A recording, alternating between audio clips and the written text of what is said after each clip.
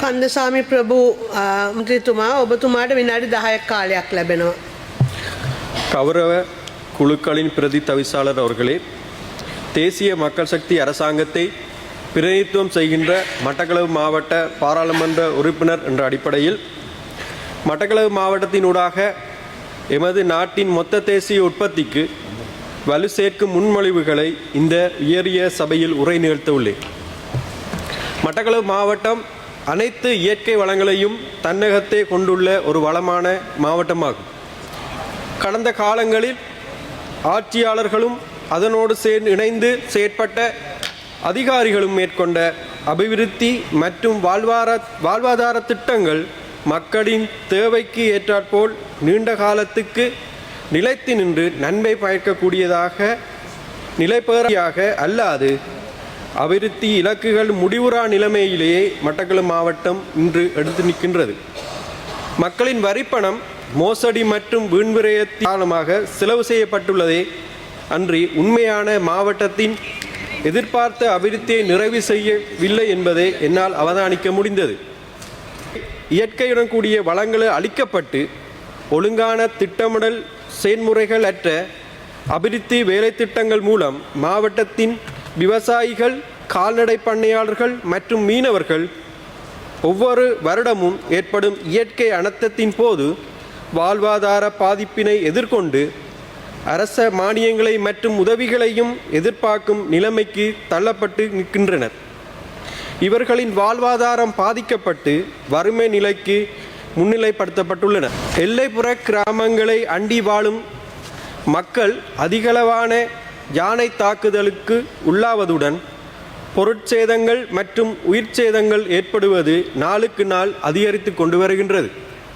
இப்பிரதேசங்களில் சட்டவிரோதமான முறையில் இடம்பெறும் மண்ணகழ்வு, காடழித்தல் மற்றும் மரம் வெட்டுதல் போன்ற செயற்பாட்டின் காரணத்தினாலும் காடுகள் அண்டிய பிரதேசங்களில் கனரக வாகனங்களை கொண்டு சட்டவிரோத செயற்பாடுகளை முன்னெடுப்பதன் காரணமாக யானைகளுக்குள் உட்புகின்றது.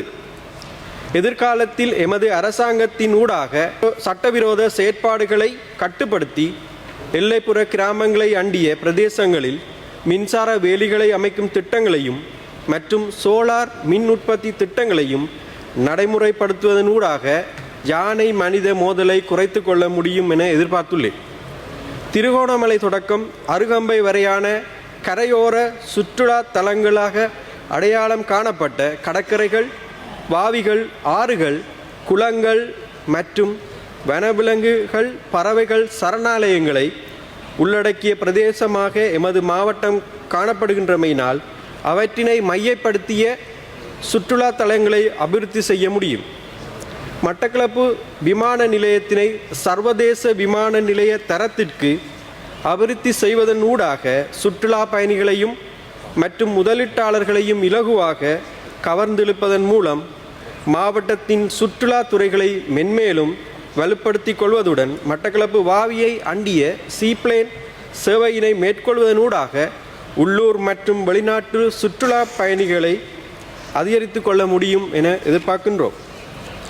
இளைஞர் யுவதிக்கான தொழில் வாய்ப்பினை உருவாக்கும் விதமாக அரச தொழில்நுட்ப கல்லூரிகள் மற்றும் தொழிற்பயிற்சி நிலையங்கள் ஊடாக சுற்றுலாத்துறைக்கு ஏற்றதான தொழிற்பயிற்சியினையும் மொழி பயிற்சியினையும் வழங்குவதன் மூலம் தொழில் வாய்ப்பினை ஏற்படுத்தி கொள்ள முடியும். களிமண் உற்பத்தி பொருட்கள், பிரம்பு, பனை மற்றும் நெசவு கைத்தொழில் துறைகளை ஊக்குவிப்பதன் மூலம் உள்ளூர் மற்றும் வெளிநாட்டு சுற்றுலா பயணிகளை கவர்வதற்கான ஒரு வாய்ப்பாக மாவட்டத்தின் சுற்றுலா பிரதேசங்களாக அடையாளங்காட்ட பிரதேசங்களின் அதற்கான விற்பனை நிலையங்களை நிறுவுவதன் மூலம் சந்தை வாய்ப்பினையும் குறித்த துறையில் ஈடுபடும் முயற்சியாளர்களின் வருமானத்தினையும் அதிகரித்துக் கொள்வதற்கான நடவடிக்கையினை எமது அரசாங்கத்தின் காலப்பகுதியில் நிறைவேற்ற எதிர்பார்த்துள்ளோம்.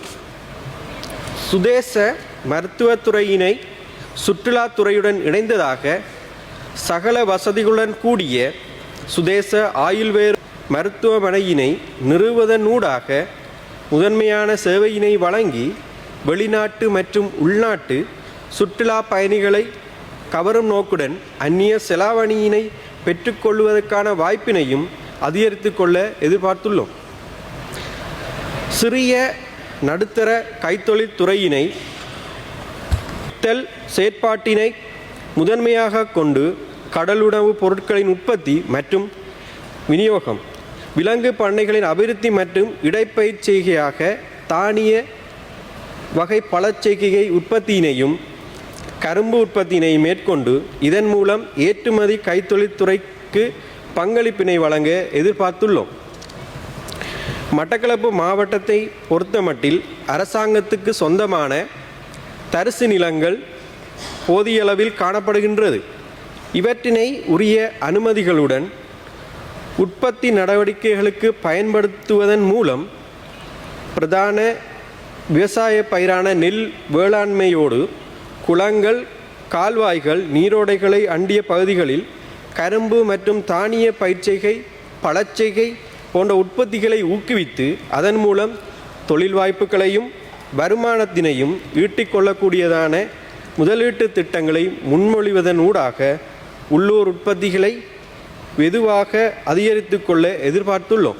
கடந்த கால அசாதாரண சூழ்நிலையின் போது எமது மாவட்டத்தில் கைவிடப்பட்ட தொழிற்சாலைகளை மீண்டும் இயங்கச் செய்வதன் ஊடாக மாவட்டத்தின் வேலை வாய்ப்பினை அதிகரித்து கொள்வது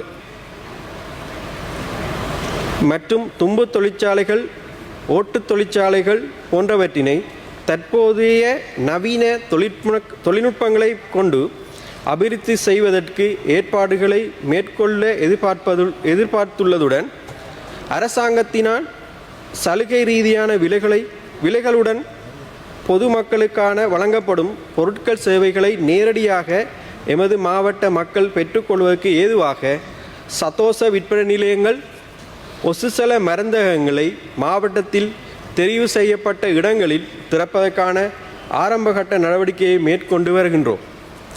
மாவட்டத்தின் கைத்தொழில் ஏற்றுமதி துறைகளுடன் தொடர்புடைய அரச திணைக்களங்களை மற்றும் கூட்டுத்தாபனங்களின் வினைத்திறன் செயற்பாடுகளை மேம்படுத்துவதனூடாக தென்னை, மரமுந்திரிகை அதனுடன் தொடர்புடைய உற்பத்திகளை அதிகரிப்பதற்கும் தற்கால நவீன தொழில்நுட்ப வசதிகளை உரிய துறைகளுக்கு பெற்றுக் கொடுப்பதற்கான நடவடிக்கைகளை மேற்கொள்ள எதிர்பார்த்துள்ளேன். மட்டக்களப்பு மாவட்டம் ஒரு யுத்தத்தின் பாதிக்கப்பட்டு இன்று யுத்தம் நிறைவடைந்து 15 வருட காலங்கள் நிறைவு பெற்றிருந்தாலும் கூட இன்று எமது மாவட்ட மக்கள் வாழ்வாதாரத்துக்கு மிகவும் கஷ்டப்பட்ட நிலையிலே இன்று வாழ்ந்து கொண்டிருக்கின்றார்கள். அவர்களுக்கு கடந்த கால அரசாங்கம் முதலீடுகள் என்ற அடிப்படையில் வீதிகளையும் கட்டடங்களையும் மாத்திரமே அமைத்து கொடுத்ததே தவிர தொழிற்சாலைகளை, தொழிற்பேட்டைகளை அமைப்பதற்கு பின்தங்கி இருந்தது. இன்று எமது இளைஞர்கள், யுவதிகள் இந்த நாட்டை விட்டு வெளிநாடு நோக்கி பயணித்து கொண்டிருக்கின்றார்கள். இதனால் இளம் குடும்ப தலைவர்கள் பொருளாதார நிலையின் காரணமாக குடும்ப வன்முறைகள் இன்று அதிகரித்து கொண்டிருக்கின்றது. இதன் காரணமாக இன்று பெண்கள் மைக்ரோ ஃபைனான்ஸ் என்ற நிதி நிறுவனங்களின் கடன் பெற்றுக்கொண்டு தங்கள் தொழில்களை மேற்கொள்வதற்கு முயற்சி செய்து கொண்டிருக்கின்றார்கள். அந்த நிறுவனங்களின் கடன்கள் மிக அதிகமான வட்டி வீதத்தில் வழங்கப்படுவதால் அவர்கள் இன்று அசௌகரியமான சூழ்நிலையில் வாழ்ந்து கொண்டிருக்கின்றார்கள்.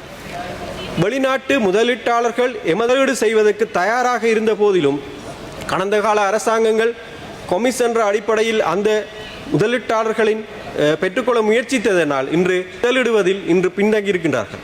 ஆனால் இன்று வெளிநாடுகள் வாழுகின்ற எமது புலம்பெயர் தமிழ் பிரதிநிதிகள் மக்கள் இந்த நாட்டின் நம்பிக்கை வைத்து, தேசிய மக்கள் சக்தியின் அரசாங்கத்தின் மீது நம்பிக்கை வைத்து முதலிடுவதற்கு தயாராக இருக்கின்றார்கள். அந்த முதலீட்டாளர்களை இங்கு வரவழைப்பதனூடாக இந்த வடக்கு கிழக்கு பிரதேசங்களில் முதலீட்டு புதிய தொழிற்சாலைகளை, தொழிற்பேட்டைகளை அமைத்துக் கொள்வதனூடாக எமது இளைஞர் யுவதிகளுக்கு வேலைவாய்ப்பினை பெற்றுக்கொள்ள முடியும். அந்த அடிப்படையில் எனக்கு இந்த கிடைக்கப்பட்ட இந்த சந்தர்ப்பத்தில் எமது மாவட்டத்தின் பிரச்சனைகளை தீர்ப்பதற்கு சந்தர்ப்பம் வழங்கியதற்கு நன்றியினை தெரிவித்துக் கொள்வதுடன் தேசிய மக்கள் சக்தி அரசாங்கத்தின் கொள்கைகள், கோட்பாடுகளின் அடிப்படையில் எமது மாவட்டம் முன்னேறும் என்ற நம்பிக்கையுடன் நான் என்னை உரையை நிறைவேற்றிக் கொள்கின்றேன். நன்றி.